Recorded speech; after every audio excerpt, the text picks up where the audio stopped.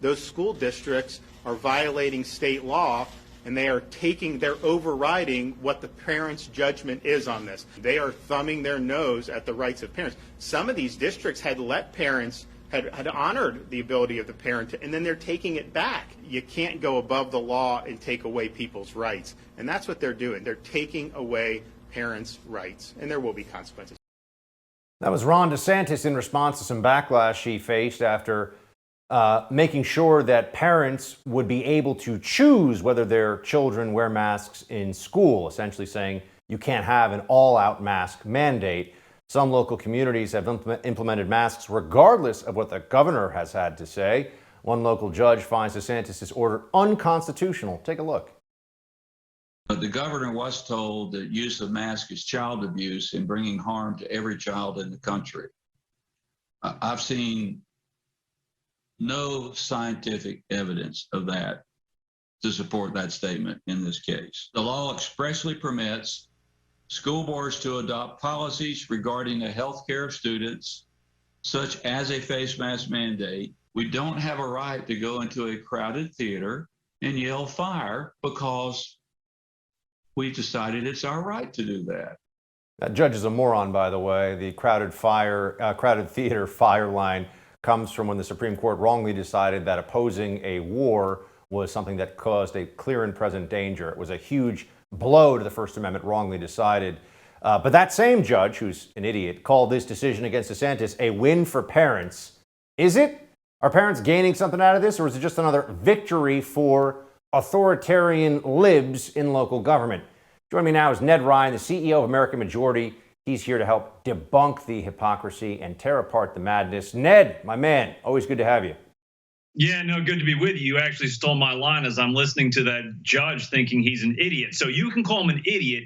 I'll call him a moron because he clearly doesn't know the science about mask mandates, has clearly not taken any time or shown any intellectual curiosity to look in the so-called science of mask mandates for children. You know, my good buddy, beginning of this month, Dr. Marty McCary wrote a piece for the Wall Street Journal in which he said there's only been one study done on the entire issue of mask mandates for children in this country, and it was inconclusive. But we can look across the globe. We can look at what Europe's CDC has said about mask mandates for children. They are actually recommending that nobody under the age of 12 in schools wears a mask. We see in England, there are no mask mandates in school because, again, they're looking at the real science and the real facts of what mask mandates for children actually means. And to further that point, Buck, I mean, 10 days ago, the University of Waterloo out of Canada had a study on the efficacy of masks in which they show that those blue surgical masks that everybody wears on crowded airplanes are basically about 10% effective. The N95 masks are maybe 50% effective. And in fact, it's moderate ventilation that is effective as any masks that are out there right now.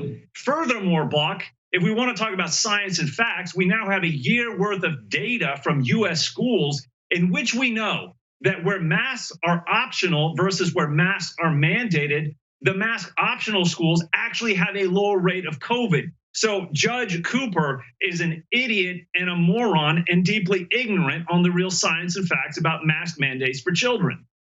I agree with you on all counts, Ned, but you already knew that. You and I have been seeing this the same way for a long time. I mean, the mask maniacs, this is a religious observation for many people now. They think that they're a good person if they bend their knee to the Fauciite religion.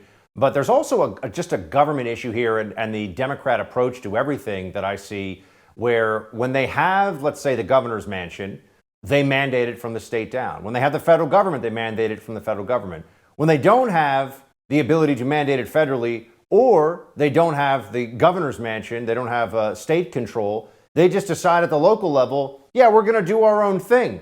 We're going to essentially nullify what the states do. So it seems like the Democrat view of mask mandates is we get mandates even when we don't have the political power to do it because we say so.